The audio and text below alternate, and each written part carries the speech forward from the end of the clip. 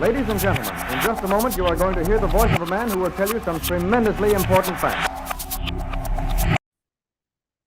Welcome to the Reality Revolution. I have a special episode, as I do every time, but this one is going to be very interesting. I have Liz Larson. Liz Larson is the co-creator of the Cognomovement system. Now, what is Cognomovement? Cognomovement is a cognitive movement exercise system.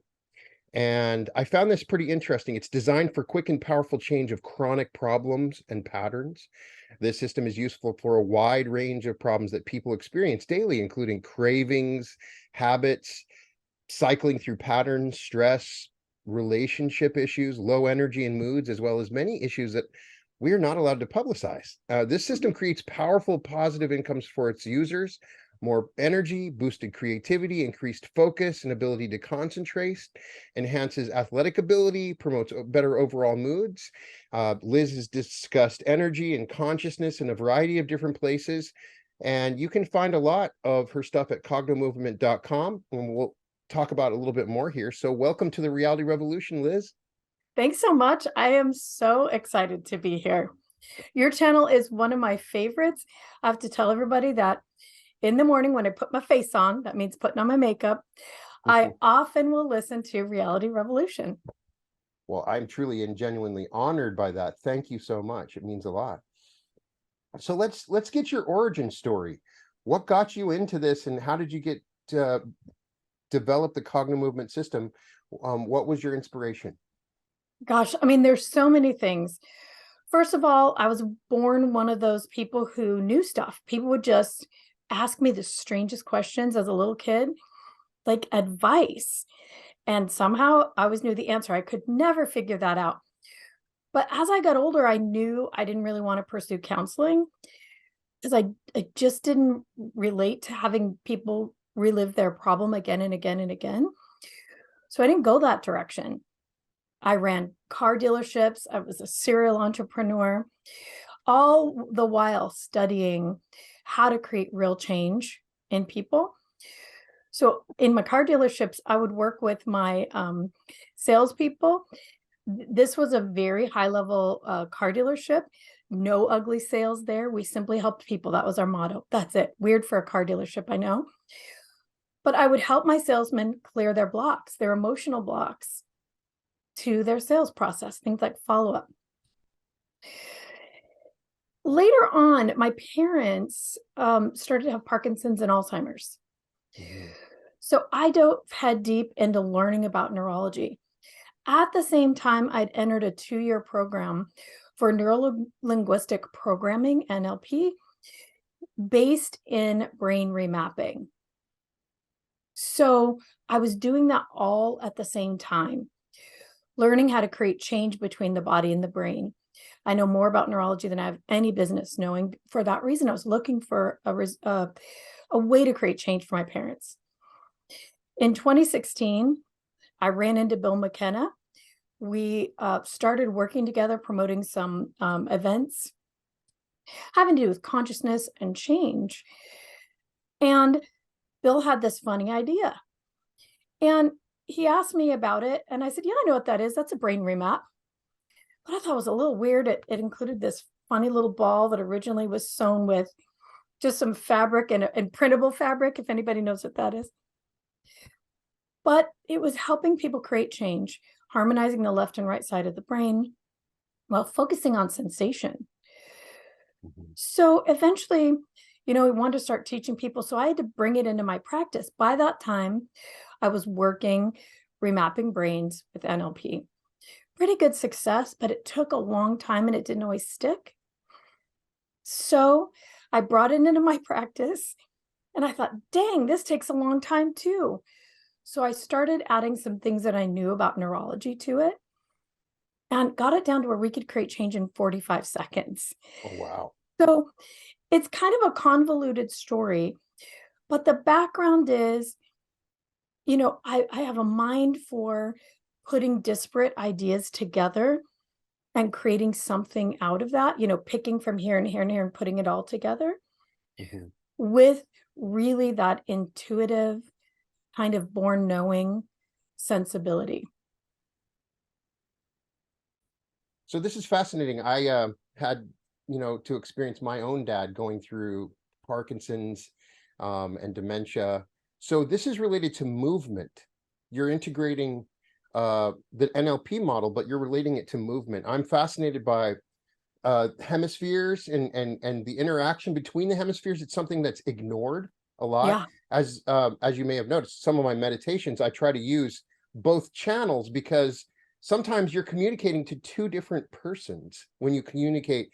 So how have you integrated this? Talk to me. Do you have an exercise that I can do that can take some of what you've learned that I can apply? Here's a really simple one that anyone can do. So as it turns out, your own brain has a lot of different opinions about things, depending on your eye position. So let's say that you have something coming up and you're worried about it, or it's a problem. That thing that's a little roadblock ahead of you. Mm-hmm. And it has its own little story that goes with it. And when you think about it, you have a particular feeling in your body, a sensation. I'm not talking about emotion. I'm talking about, I think about that bill coming up and my big thumb hurts, or I get a little gas bubble over my heart, or my low back starts ache. I'm literally talking about sensation. Mm-hmm. Where does your body have an opinion about this upcoming thing? So you find that sensation in your body, you notice. And then the first thing you do is put your eyes in the down position, like looking down, like you're looking through your own shirt, where you're literally connected. Your brain's now connected through your eyes to your physical. Think about if you want to cry, if you see somebody crying, their eyes are usually down. Nobody cries with their eyes straight up. Mm-hmm. It disconnects you from your emotion. So you let your eyes be down and you kind of just swing them back and forth, kind of left to right, just gently, not like EMDR, just a gentle left and right. Mm-hmm. So we're shifting hemispheres of the brain, and tell the story, tell it out loud. But the most important thing is feel it. Feel that if it's that big thumb or the heart. So you might swing your eyes left and right and say, dang, that thing that's coming up, it's really bugging me. It's an impossible one. I don't know how to fix it. Tell it left and right till the story's done. Next, move your eyes hard right. So like you're trying to look at your own ear. Mm-hmm. And then from your eyebrow to your chin, you kind of move your eyes up and down and tell the story again. Now from the right, we're telling it from our left hemisphere. Then when you're done telling it, move your eyes hard left and then move them from your chin to your eyebrow. It's a little uncomfortable moving your eyes that far. Yeah. We're not usually in that periphery. Tell it again. Now you're telling the story with your right brain. And then lastly, you're going to move your chin down and your eyes straight up, left and right over your head, and tell it again. If you recorded yourself, you would tell 4 different stories, because every area of your brain has a different opinion and it looks at it from a different side. In the end, as you're holding on to that sensation in your body and doing the exercise, it'll kind of collapse, it'll change, or you'll come up with a brand new way to handle that thing. So that one's one of the most simple ones you can do. Yeah. So I find it fascinating because I find eye movements, what people don't realize, it's like the joystick for consciousness. Yeah. You can move around using your eyes to access. So what we understand from NLP is that there's the eidetic, you can use the eye movement to access a version that's created that is not a memory or anything that's ever happened in the past. And you can use the eye movement to also access a memory. And when you're going down, it's kinesthetic. So that you're right. So when we go down, we're accessing kinesthetic. And by shifting back and forth, we're moving from a memory of a feeling to creating a new feeling. Right. So, so do you create the opposite of it, or you're just releasing it when you do that? All of the above and sort of none of the above. What Cognomovement in its entirety really does is changes or collapses or rewrites the automatic response. So if you have an issue, all of a sudden your body goes into an automatic feeling about that thing because it's connected to 29 other things in your life that your body is running a threat assessment on. Fight or flight is enacted to a certain extent. So what we're using the eyes to do is not to create or uncreate, but to let the nervous system see all the perspectives. The automated response is just one, and you can't help it. It just happens. It's where your body wants you to notice this is a problem and you need to look out. But we're looking for a different part of the brain that has a different perspective on this to come into the mix and tell the nervous system, you know what? That's not a threat. In fact, when we get in the eyes up position, it's a really good idea. Here's the way to handle that thing. Mm-hmm. So we're using eye movement, the visual acuity system from NLP. We've taken that and put it on steroids. Because now what we're doing is we use a ball for focus, but we're using the different areas of the visual range, I guess you want to put it, to find a place cell in the brain that holds a specific memory. You can actually find the place that holds the true, clear, actual memory.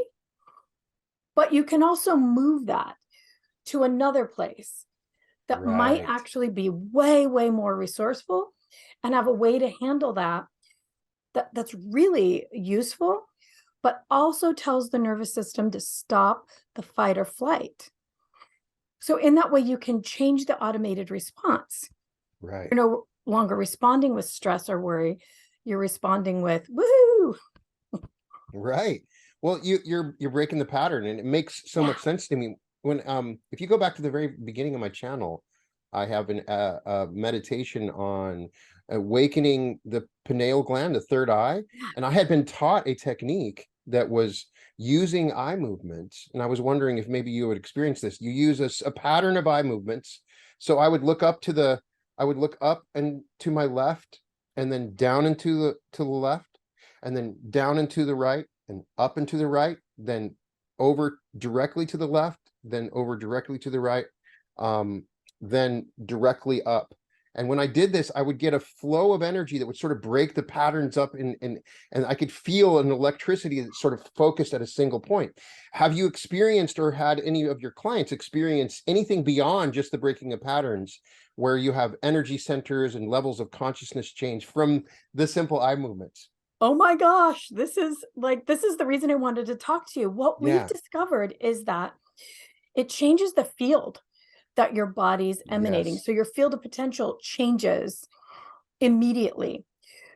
So it turns into, there's a very, very practical way to use cognomovement that changes the body and the brain, eliminates trauma and stress. But the side effect of it is changing of full timelines, changing of what's in your field and manifesting.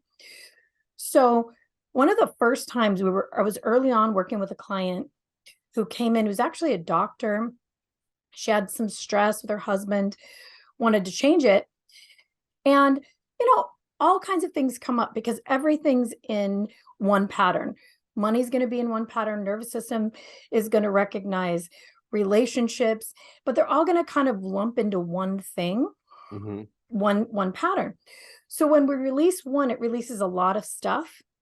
So it'll go through different aspects of life. So that happened in this session, and mom came up during the session, and husband and money and career and past. The person left the office, and as they entered their house, the phone was ringing. She picks up the phone, and it's her mom, 3,000 miles away, a person she'd had a lifelong problem with, just lifelong. Yeah. She'd done counseling. She'd done all the things. The person, her mom, on the other end of the phone said, hey, I just realized that over your lifetime, I've probably done some things that really affected you badly. And I want you to know I'm sorry. Wow. And the person said they stood there with their mouth open and had no idea what to say because never in their lifetime had they expected this phone call. After that, we have had this happen thousands of times. During a session, a person will literally get the phone call or the email or text during the session.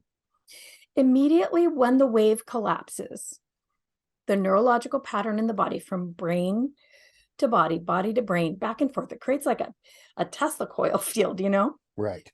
When that happens, it collapses the pattern in the field as well.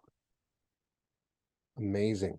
It is. It's pretty exciting. Yeah. So have you integrated anything beyond eye movement with this system? Does it involve anything else? Yeah. So there's a lot of movement involved. Right. So We is this related like to Tai Chi or, because I find when I use Qigong and Tai Chi exercises in relation to this stuff, Yeah. there's a connection. So I was wondering if you had found any sort of connection. Talk to me more about the Yeah, I movement mean, aspect. so there's an aspect of what we do that we call cleanups, where we actually borrow some from Qigong, Hmm. because Qigong is constantly creating an infinity or a figure eight in the field, and it's constantly doing bilateral movement cross body. So Cognomovement uses cross body. We're always crossing the center line of the body. We use the full body, low to high. We move the system through the from kinesthetic to auditory to visual, from feeling or feeling state to neutrality. So you can move something right into neutrality in this whole zone right here, to ideas and inspiration. We do a lot of movement on the floor, like figure eights, that kind of thing. We do a lot of working with the ears. So the eyes and the brain and the spinal cord are one unit, and the ear is the representation in acupuncture of the spinal cord. It's upside down. So we will use eye movement in conjunction with moving energy in the spinal cord. So it's there's probably about 100 things that go into what we do. The most basic is the left, right, up the body, and that we call an infinity, where we're moving the eyes and stretching and creating a bigger peripheral vision for a person. That's the most basic. But then there's lots and lots of other movement that goes with it, including things like Qigong. So part of your system is to increase energy, and you're not using any sort of diet or water. It's simply essentially using movement to awaken energy centers. Talk to me about how this system brings up energy. Okay. So I think this is one of the most exciting things, and it even bleeds over into manifesting. So a pattern that runs in the body, a neurological fight or flight response that goes between sensation and thought, round and round, it will cost the body a lot of energy to run, the bigger it is. The more issues, the more memories, the more injuries that neurological pattern is handling for you, trying to keep safe, the more energy it'll draw down. It can be like having everybody in your neighborhood plugged into your house with their electrical cords. Right. And that's not going to work so well. So the more you're in fight or flight, the less energy can go to healing. We know when there's a lion on our butt, we're not healing, we're running. So big neurological patterns will be exactly like that. You also aren't thinking clearly. No energy for the frontal lobes, right? Your muscles are not rebuilding. You're really not doing much but running that neurological pattern. The body's trying to keep you safe. When you collapse it, immediately you get that energy back. So a body will flush with heat sometimes. We use the neurological cues that you learn in NLP to see when the neurology changes. The face will actually expand. You look younger. Yeah. The eyes will actually open more. The body relaxes. But we use a BioWell machine. Dr. Krodikoff created a BioWell machine. I don't know if you're familiar with this, but we use it to measure before and after. And what we found is that a voltage jump can be 25% of a person's overall voltage. They get that gain back right after a session, because the energy is now not trying to be running a neurological pattern to keep you safe, but it now gets to heal. You get to think. And what happens is the whole field expands because of it. Can we become patternless? Can we break down all the patterns, or is that not possible? We still need these patterns. They're part of our construct and our ability to survive, right? But can we get rid of most of them? Yeah. We actually run this really cool seminar where we use the Hawkins scale, David Hawkins, and we start with shame. and we clear the overall pattern of shame throughout a life, and then fear, and then guilt, and then all the way up through enlightenment. What happens is not what you think. You think there might be like lightning and, rainbows. What actually happens is this super calm comes over, because your body's used to keeping you really alert all the time at all of these problems. And now all of a sudden there aren't any. But what happens to the human is everything starts to change. Psychic ability opens up. People find they're blessing everyone in the airport, Peace and calm comes over the body, where you really just see life differently. There's not a threat around every corner. You're kind of like, hey, it's okay. Everything's all right. There's a little bit of a high in the beginning because it just feels so light.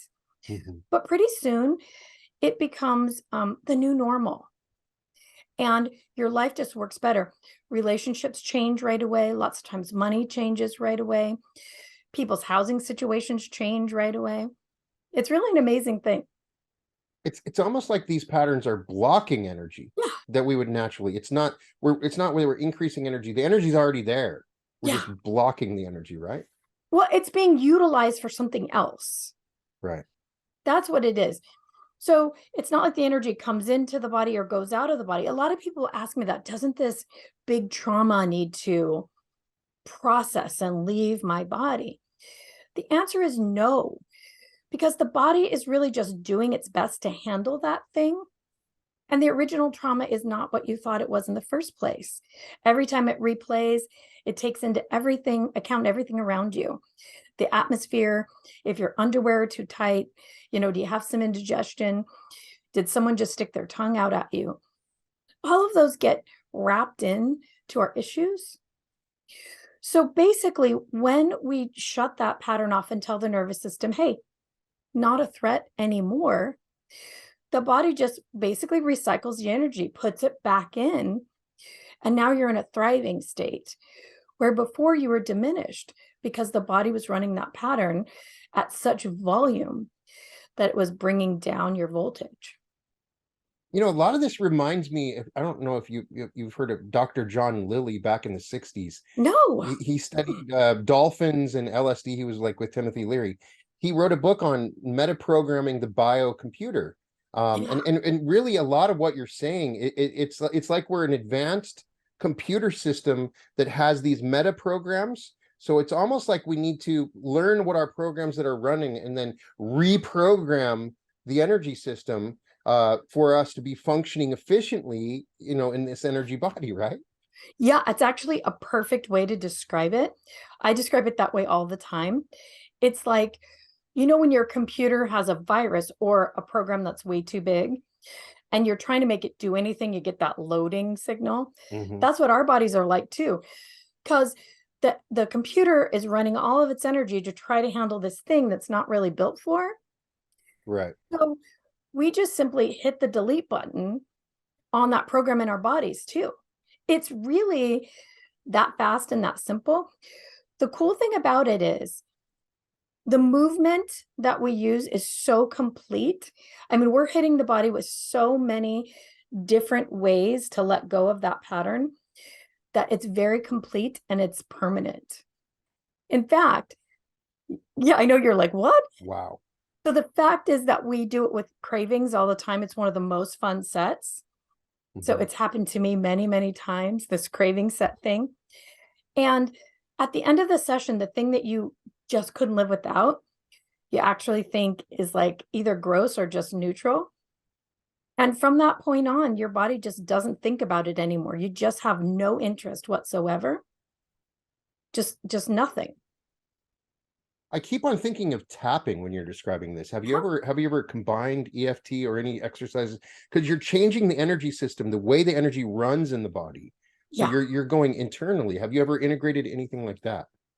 Yeah, pretty much everybody who uses Cognomovement also has gone through tapping as well. Sometimes a person will throw it in if they have it. Right. We're always trying to surprise the nervous system. The nervous system can really block you if it sees you coming because it believes these are really important programs that keep you safe. So sometimes a person will throw in tapping, and the idea is not dissimilar, but what we're doing is quite a bit more complete. Right.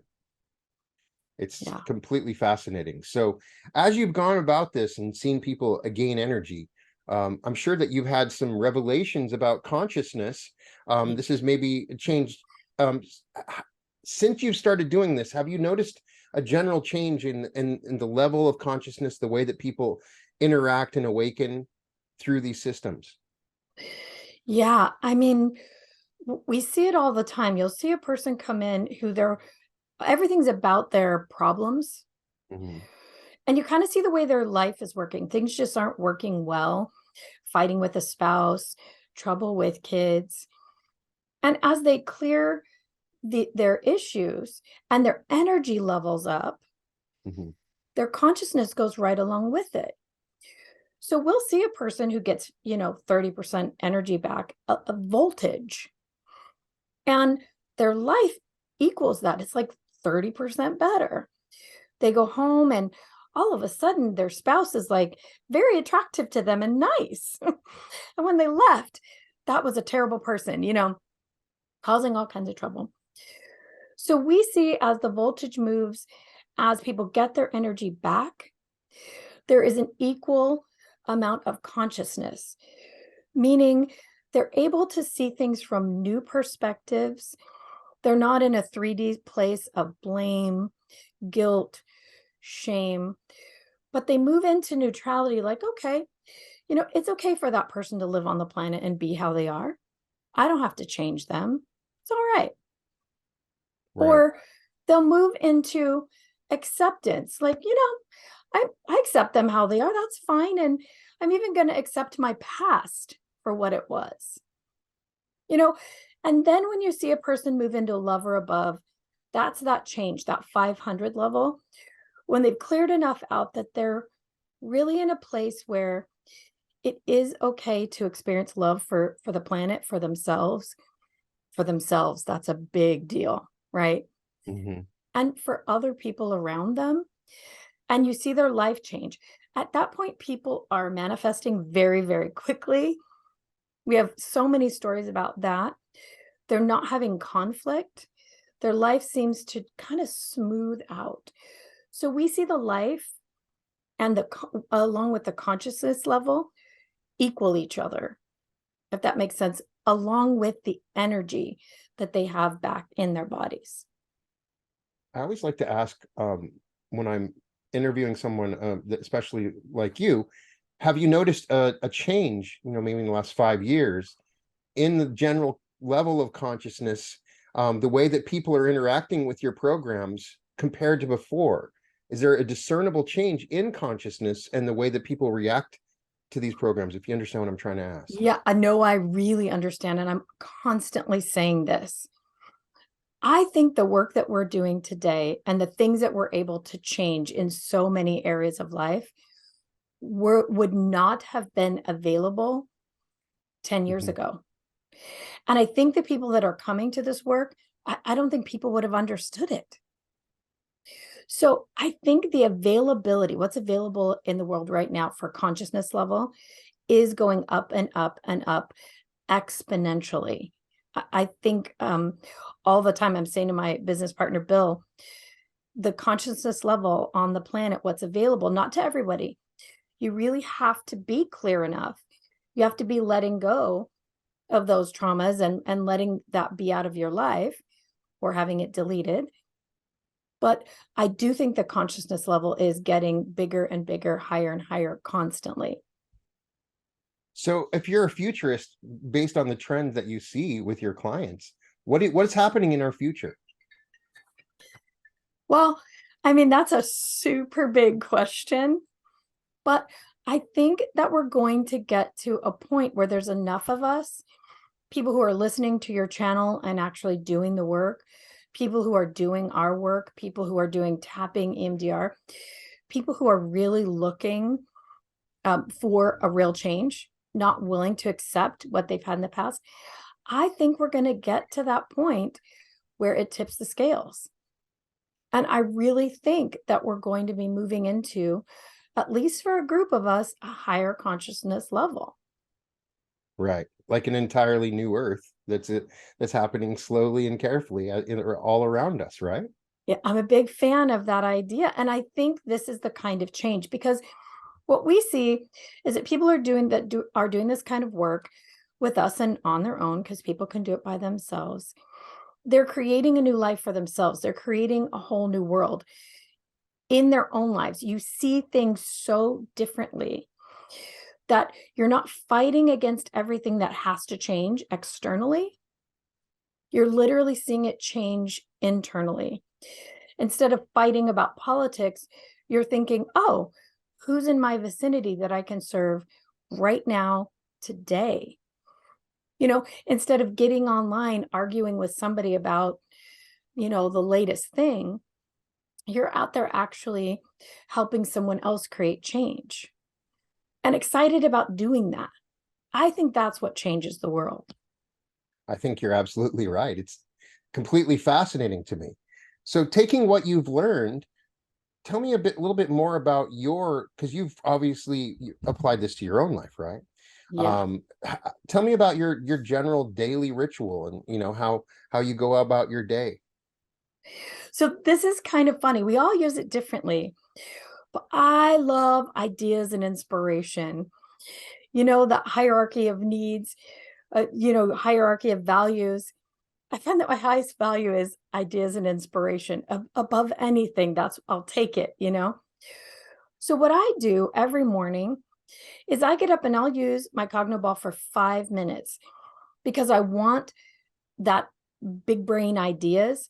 I want my nervous system to be calm, but I want to be able to think at my highest level, be excited about what I learn. So after a Cogno session, if I listen to Neville Goddard, I'm going to get the highest that he intended out of that if I'm in my ideas and inspiration brain.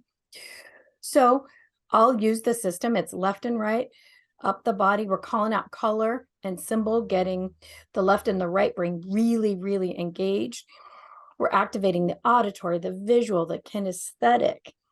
I'm loosening up my spine. I'm moving in information up and down my spine. And I end at that high, above the head, eyes up position. And I like to spend time there, because that's that opening ideas and inspiration. So I'm fine when I'm done with that. I can listen to these things, get the highest level, and then get to work and really be in a place where I can be inspired and inspire in the next client, in what I have to write, in the content that I'm putting out. So that's what my morning ritual really looks like. I really love breath work as well. That's a big thing. I love Qigong. I'm using that on a regular basis. But mainly because I have this work and it incorporates so many things. Throughout the day, if something comes up that is bothering me, we have a regular life like everybody else. I get in and I do my work with my ball, because I want to make sure, am I looking at this from all the perspectives? Or am I stuck in my own neurological trap? Do I have a pattern running that's telling me this is a threat when maybe it's not? So I'll get in and I'll do my work. I'll collapse whatever patterns are running and get myself, using my whole brain, whole system. It's not just the brain, it's the system. And then I move forward from there. So that's really what it looks like. Now can you use the system to create new patterns, to add patterns in instead of just removing them? Yeah, we do it for athletes all the time. That is what the athletic performance is about. Mm-hmm. So let's say an athlete needs their body to do a certain thing, maybe a pitcher. That's somebody I work with all the time. And they need their arm to move a certain way that it doesn't want to move. It's a very unnatural movement, pitching. So we can actually map into the body with this system the way that we need the muscles and the nerves and the tendons to move. And we can map it in about 2 or 3 minutes. And then that is permanent. So an athlete doesn't have to teach their body how to do the new move through repetition, which the brain really doesn't like repetition. It gets bored. Mhm. We just tell the nervous system, here's how you do that thing. And we're creating amazing, amazing results with that. We do it with other people who have had injuries Mhm. as well to create new neurological pathways. That some of those things we're not really allowed to talk about publicly Right. because we're not doctors. But some of the things that can be created by just knowing how the nervous system works become very, very simple and possible. I think that's one of the biggest thing. You asked me what I do every day. I think I probably say 100 times a day, what else is possible here? What else can we create now that wasn't possible on the planet a minute ago? While you were talking, it flashed in my mind that there's a bridge between what you're learning and teaching. There's a point where technology will become a part of it, where you'll start to use technology to instantly install patterns, maybe for an astronaut that needs to, utilize a certain technique, or maybe for an athlete or some physical motion that has to, even in the military, right? Yeah. This might become a technology that you can use to install patterns very, very quickly. Yeah, I mean, it's really possible. What we're doing now is we're creating stimulation for the body. So like for an athlete or maybe a stroke patient or somebody who has a brain injury, and we can create stimulation in the part of the body that we want to reconnect with the brain or work differently. Mhm. We're creating an external stimulation and moving the eyes in a way to make it sort for a part of the brain that'll go ahead and take that over. So if you could find a technology that can do that very, very quickly, I don't see why that wouldn't be something that's totally possible. Like follow the light, and your eyes will force it to move, right? Something like that. I don't know. Yeah, could be. Yeah. And We and find, as go go ahead. ahead. We just find that the nervous system really does know what to do. If you know how to coax it to make that change, the body is pretty amazing. And I think it's one of those things you asked about consciousness. This is my personal belief, and Bill may say something else, but we're always looking to get out of our bodies, astral project, Mhm. higher self, higher consciousness. We do a lot of that as well. But I really believe that the route to change is through the body, not outside of it. That we can create a way for our body to emanate the signal, the clearest signal for what we want to manifest, to make automatic changes for health, for consciousness, for awareness, for wellness. I really think that the body has an amazing wisdom that we haven't really even tapped into yet. Well, the one with stuff like that you're doing, the one is that science is so far behind in catching up and has so many sort of biases against it. Have you been able to create empirical data, body scans, brain scans, as you use these techniques to sort of verify some of what you're starting to create in your clients? Yeah, we took the system, and the system is us and a ball and a client, to SciTech Labs in San Diego. Mhm. And we had the brain mapped before and after a session to see what it really looks like, what's really happening in the nervous system. And right now, that's kind of the way in to the nervous system.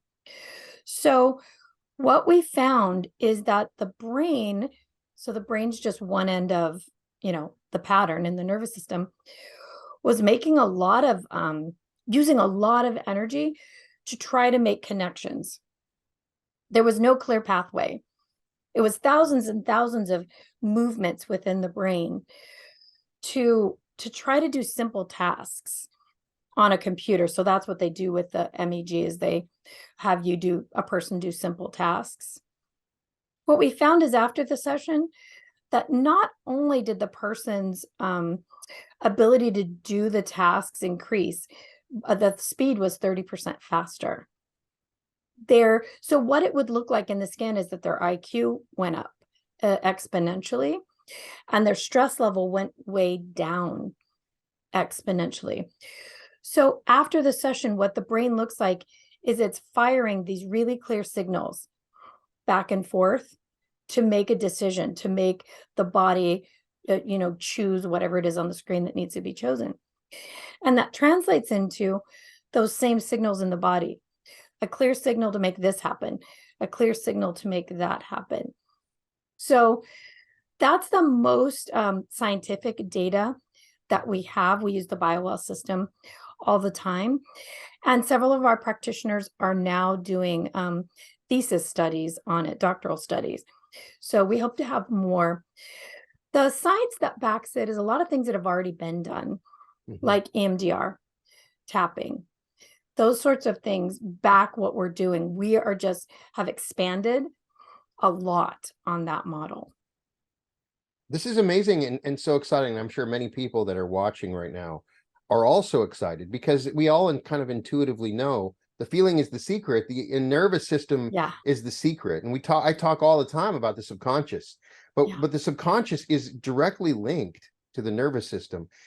How much do you think the heart is involved in this process? Even though you're using the eyes, which are a part of the, you're close to your mind, the heart seems to be involved as well. Have you noticed that, or any effects with the heart? Yeah, well, so pulse rate changes right away. So if we're talking about the physical heart, right, blood pressure changes immediately, pulse changes, everything calms down as the body down regulates out of fight or flight. That happens. But it's that same conversation about consciousness. The heart seems to open up and expand. The field around the heart seems to open up and expand. As we clear neurological patterns, a pattern between the brain and the body about a subject, it's really a lot of times a big judgment. I can't talk to you, Brian, because you have a different opinion than me. And that opinion might hurt me in some way. In fact, it might kill me. So my heart's going to be closed. I'm going to be mired in judgment. The minute that's collapsed, and I literally, through my brain, see you for who you really are for the first time. It's the most amazing thing. The heart expands and the whole field expands. Your whole energy is completely changed. Not just the physical, because we can measure that. Not just the energy that's being used in your brain, because we can measure that. But the energy physically around the body. And what's funny is you can actually feel the presence of or the lack of a neurological pattern right here in the field around you. There's an echo. I mean, it has mass. So because we have that field, HeartMath Institute mapped it out 6 to 8 feet around us, or bigger if you're a psychopath or a movie star. When we come into contact with each other 16 feet away, 12 feet away, we're interacting with each other's neurological patterns. So if I come home and I got a chip on my shoulder, you got to bet my husband's going to feel it the minute I walk in the room. My energy changes the culture of my house. My dog's going to feel it, right? If that pattern is then collapsed, no judgment, no fear, well, that's another thing that gets spewed into the field is cortisol that we can feel of each other. But when that's collapsed, I've now affected my husband's field too, my dog's field, the literal energy of my house, the vibration of my house is changed when I change my field. So the expansion of the heart is just a natural part of that. And it's one of those things that sends a signal and field. If it isn't holding on to judgment, if it isn't holding on a perspective of needing to fight, flee, hide, get bigger than, get smaller than, if it isn't doing that, the only thing it can do is expand and feel love and feel joy and feel excitement. It's amazingly exciting. There's so much potential and possibility with this. So everybody can go to cognomovement.com. You even have a 1-hour video on levels of awareness. I think you said it was cognomovement.com Gaia, and you also have some ebooks on there if they go to your website. If I want to do this and add these programs, is that the best place for me to go? Yeah, so cognomovement.com, you can explore everything. You can see, we're really transparent about the science and everything that's there. You can see that brain scan if you want to see it. Cognomovement.com has our 2 ebooks, Suffering is Optional, which really breaks down this idea of neurological pattern being the problem and how to get rid of it. And then the tiny book of Big Manifesting, we talk about literally how to work in your own field to create manifesting, to delete things that are a block and bring things in. That's a fun one. We give you the whole thing.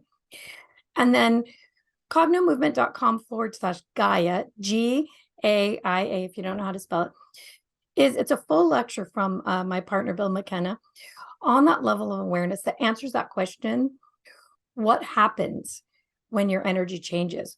What happens to your consciousness? And what happens to your life? And then, of course, our programs are there. We have basic training, which gives you your Cogno ball and also shows you the basic steps. So you can do it for yourself. You can do it for your family. We have programs that you do it along with us so you can learn how to do it until you can do it on your own. And then we also have a program for manifesting. So that's there as well. Amazing. I'm so excited to delve into this. And I know a lot of people that are watching are going to be excited too, because it makes sense. It's intuitively makes sense. I teach that we are a field, and I know that I can change my field, not externally, but internally through my nervous system. And this is a great starting point to do that. So it's been a real pleasure. Thank you, Liz. Is there anything else that we need to know? No, the last thing I want to say is you said the consciousness, your subconscious is related to the nervous system. I just want to say in our vernacular, it is the nervous system. It is. It is. And because of that, it's not this big, scary thing that you have to try to change. If you know how to work with your nervous system, you can change it anytime you want. You don't have to hope for a better past anymore. You just simply change the way your body sees that past. You don't have to struggle for a better future anymore. You simply change the way your energy is set up that creates that future. So I just think it's a really, really exciting time on the planet. Yeah, it is. I meet people in my life outside of my channel that are stuck in habits and rituals and stuck in these programs. And, as you can tell with my channel, I'll offer an 8-hour sleep program or do hypnosis. I'll try to think of anything I can. And if I could just figure a simple system to break those patterns. Yeah. And that is what is so exciting about this, because we have a way, because a lot of times it just seems hard. Like when we have a pattern that's built naturally, we think, oh, this is over a whole lifetime. So it's going to take us a whole lifetime to break this pattern. And that's not true. It's just like getting on your computer and adding a new program. It's exactly like that. And it can be really, really fast. You just have to know how your nervous system works and how to get it to change. We've met people who day after day, they come in and they've had this one problem their whole life. Like I had a woman who said she was the daughter of she was an adult child of alcoholics. And within 5 minutes, that's how she would present herself. So her life was built around one problem. I actually tell the story in the book where actually she was a really incredible human. Like incredible. She was actually like a First Nations princess. Her family, she came from a long line of chiefs. She was well loved in her church. People admired her. She was definitely a human of service to others, not service to self. I mean, always service to others. She was just lovely. But how she presented herself as an adult child of an alcoholic, it was a pattern that kept her stuck in her life that simply needed to be collapsed. Yeah, maybe it was true. Maybe it wasn't true, but it was holding her back. And I think about her now. I knew her in when I was young. I think about her now and think, man, if I could only change that pattern for her, what could she be capable of? If she's doing such amazing things already, who could she be? Who is she really? Without that massive amount of energy donated to that old idea. And I think each of us has such a massive potential of who we can become without those old stories. But psychology has told us those old stories are important and that we need to carry them around with us. I think it's like having a backpack that you put a huge rock in every day and carry it with you. Yeah. I'd really love to experiment with Neville Goddard's revision using these techniques, creating alternate memories, Yeah. putting a different program into it. If maybe you don't even need to do that. It's just changing the program. You actually don't. What happens is that when you move the ball and you actually are seeing, you're seeing with different aspects of your brain, different place cells in the brain. What will happen is your body will see what actually happened in that moment. It's never what you think it is. Right. It'll see from a 360-degree perspective, and it'll help you see your problem from today, because wherever in time that problem happened is where that program runs. So if it runs from 1 year old, your body's using a 1-year-old brain to try to solve the problem. Yeah. If it's 2 or 3, like that's like dealing with a terrorist, there's no real logic there. So you're stuck in time and place. And when we move the idea around the nervous system, you see the truth of that situation. So it changes immediately. You also see the truth of the future without it. Your body knows it doesn't need it anymore. Most of the time, people will forget they ever had the problem. I was working with a woman at a seminar. She kept telling me, my mom's the devil. My mom's the devil. Like, she wants to kill me. She wants to kill me. It's so bad. It's so bad.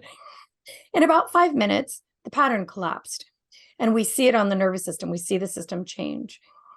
So I said, okay, when we first started talking, you said your mom's the devil. She's so bad.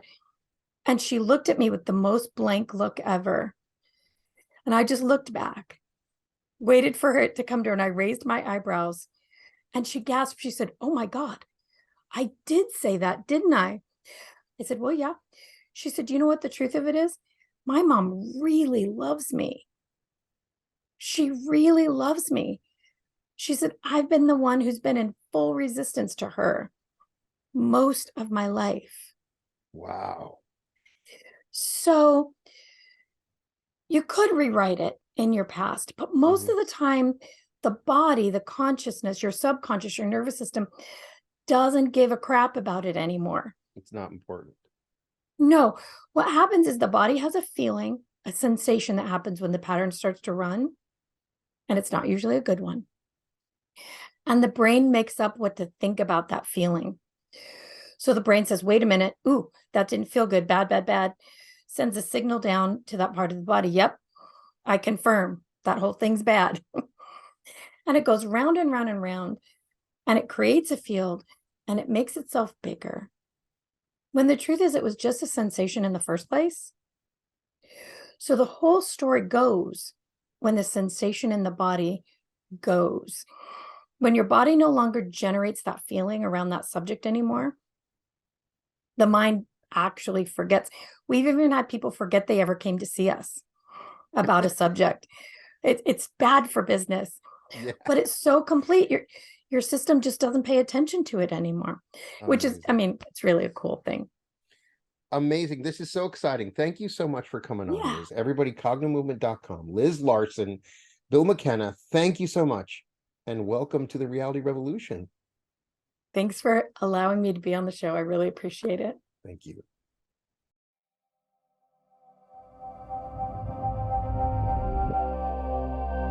We return you now to your local announcement.